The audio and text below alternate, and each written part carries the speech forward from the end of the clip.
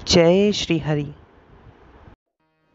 गोपी प्रेम में राग का अभाव नहीं है, परंतु वह राग सब जगह से सिमटकर भुक्ति और मुक्ति के दुर्गम प्रलोभन पर्वतों को लांघकर केवल श्री कृष्ण में अर्पण हो गया है। गोपियों के मन प्राण सब कुछ श्री कृष्ण के हैं। इहलोक और परलोक में गोपियां श्री कृष्ण के सिवा अन्य किसी को भी नहीं जानती। उनका जीवन केवल श्री कृष्ण सुख के लिए है। उनका जगना, सोना, खाना, पीना, चलना फिरना, श्रृंगार सज्जा करना, कबरी बांधना, गीत गाना, बातचीत करना सब श्री कृष्ण को सुख पहुंचाने के लिए है। श्री कृष्ण को सुखी देखकर ही संपूर्ण कामनाओं से सर्वथा शून्य उन गोपियों को अपार सुख होता है। भगवान ने स्वयं कहा है, हे अर्जुन, गोपियां अपने शरीर को रक्षा मेरी सेवा के लिए ही करती हैं। गोपियों को छोड़कर मेरा निगूढ़ प्रेम मात्र और कोई नहीं है।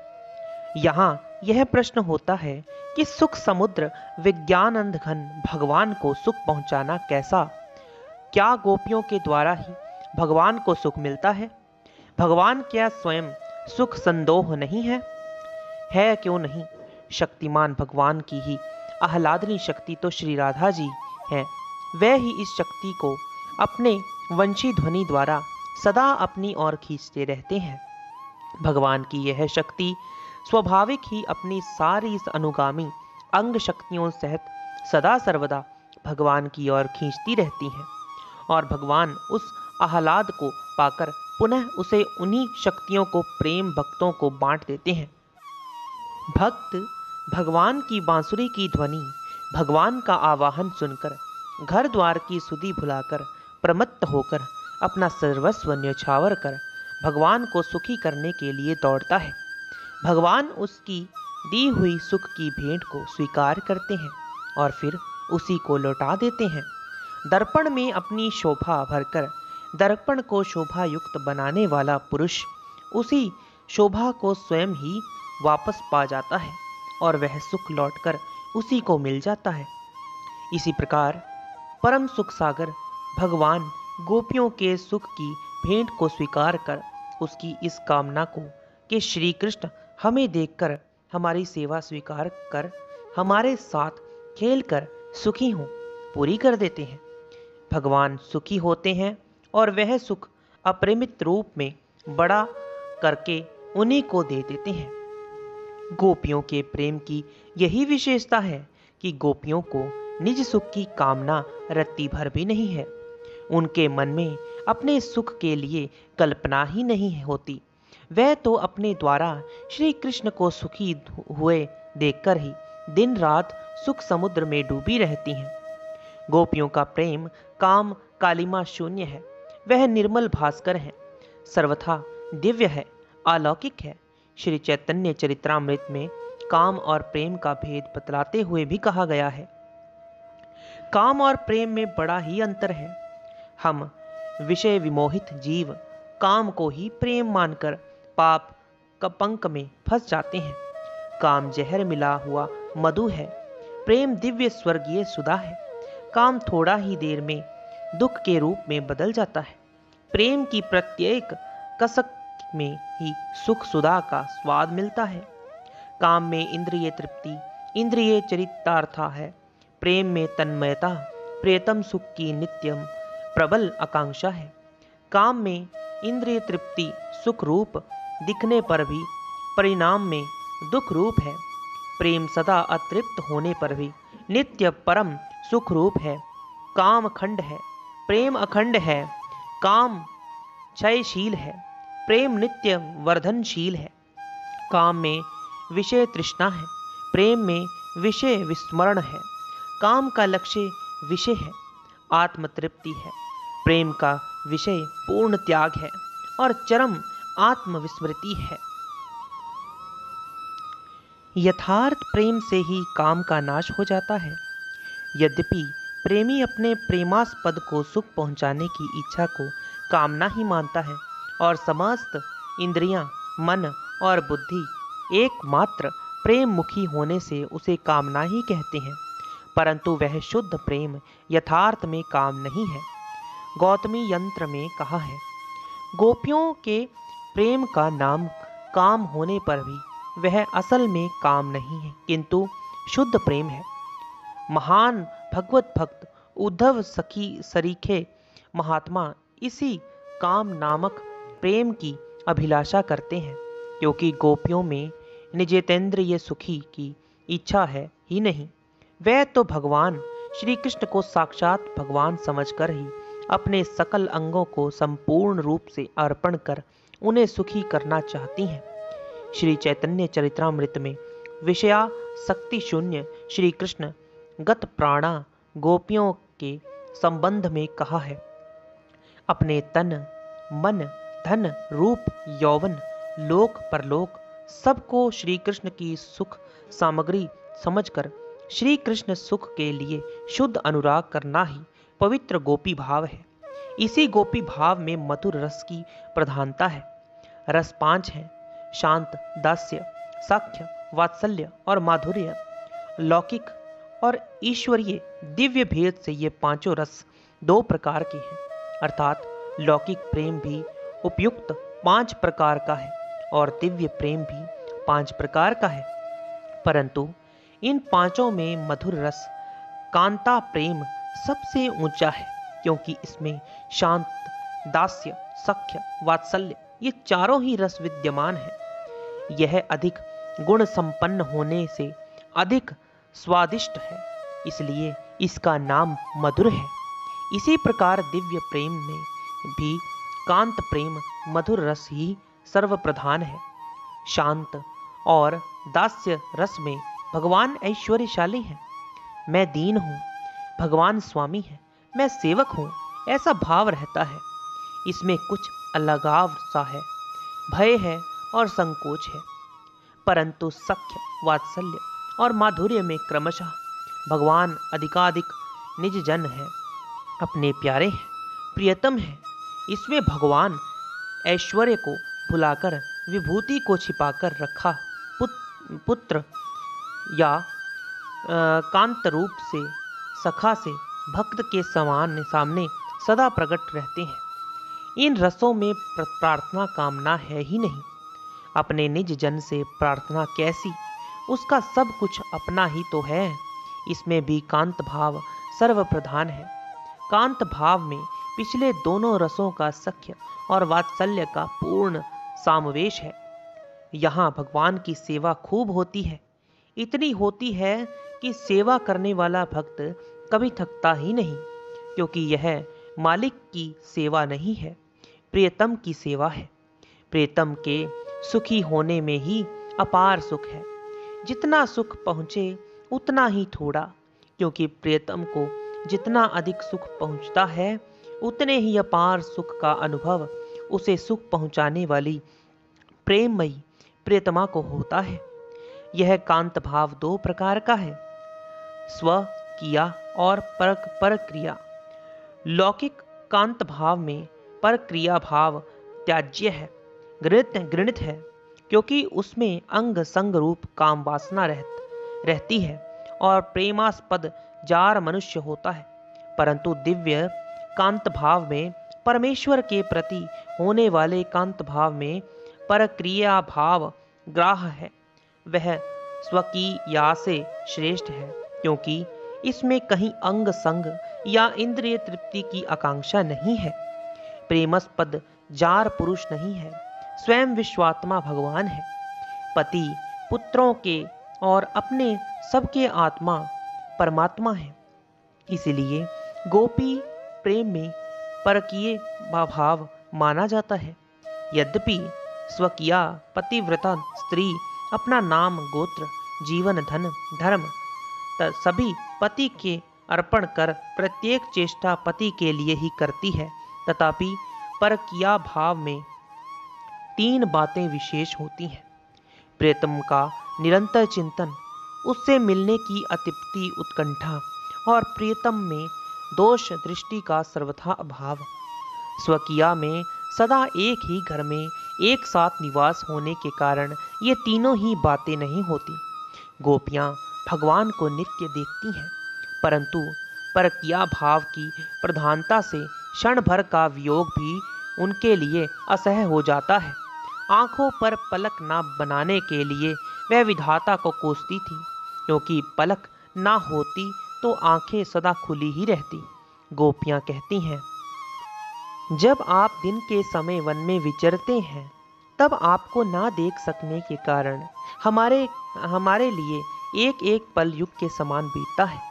फिर संध्या के समय जब वन से लौटते समय हम घुंघराली अलकावलियों से युक्त आपके श्री मुख को देखती हैं, तब हमें आंखों में पलक बनाने वाले ब्रह्मा मूर्ख प्रतीत होते लगते हैं। अर्थात एक पलक भी आपको देखे बिना हमें कल नहीं पड़ती।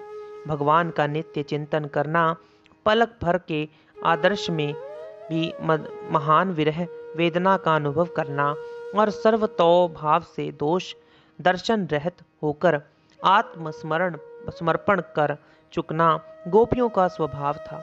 इसी से उस प्रियतम सेवा के सामने किसी बात को कुछ भी नहीं समझती थी।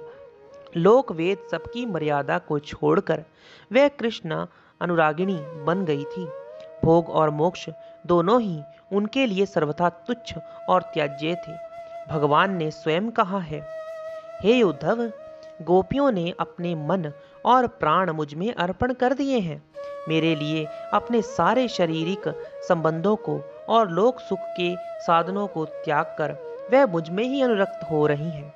मैं ही उनके सुख और जीवन का आधार हूँ। इसी प्रकार अपने आत्मा को मुझ में अर्पित करने वाला भक्त मुझको छोड़कर ब्रह्मा के पद, इंद्र के पद, चक्रवर्ती के पद, पाताल आदि के राज्य और योग के 8 ऐश्वर्य आदि की तो बात ही क्या है, अपुनर्वर्ती मोक्ष को भी नहीं चाहता। ऐसे भक्तों के लिए भगवान क्या कहते हैं, सुनिए। उनकी चरण रज से अपने को पवित्र करने के लिए मैं सदा उनके पीछे पीछे घूमा करता हूँ। इसी कारण गीत गोविंद कारणे देहि में पद पल्लव मुदारम कहकर भगवान के द्वारा श्री राधा जी के पद कमल की चाह कराई है।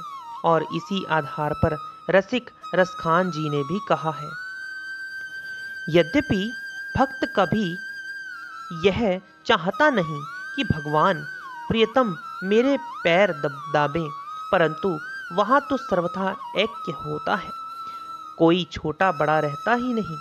महाभारत में सखा भक्त अर्जुन ने साथ भगवान श्री कृष्ण के व्यवहार का वर्णन संजय ने कौरवों की राजसभा में किया है।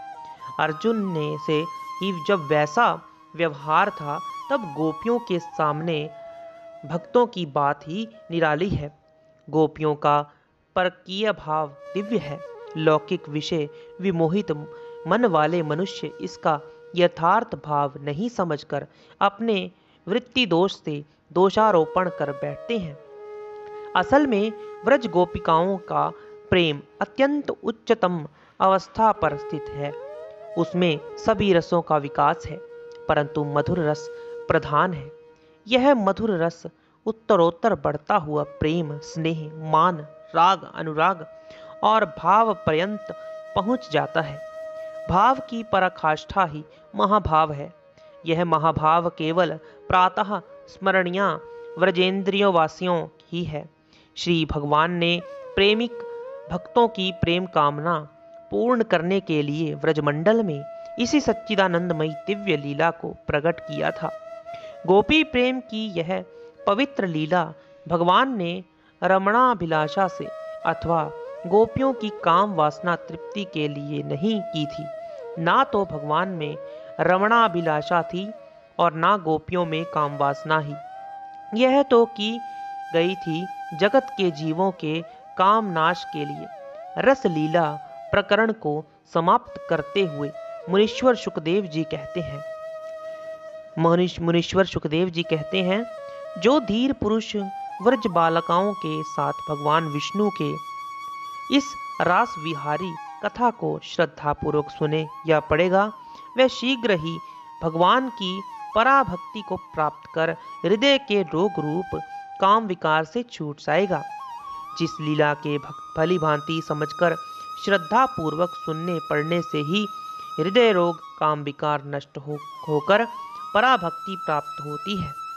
उस लीला के करने वाले नायक श्री भगवान और उसकी प्रेयसी नायिका गोपिकाओं में काम विकार देखना या कलुषित मानवीय व्यवचार की कल्पना करना काम विमोहित विषयासक्त मनुष्यों के बुद्धि दोष का ही परिणाम है।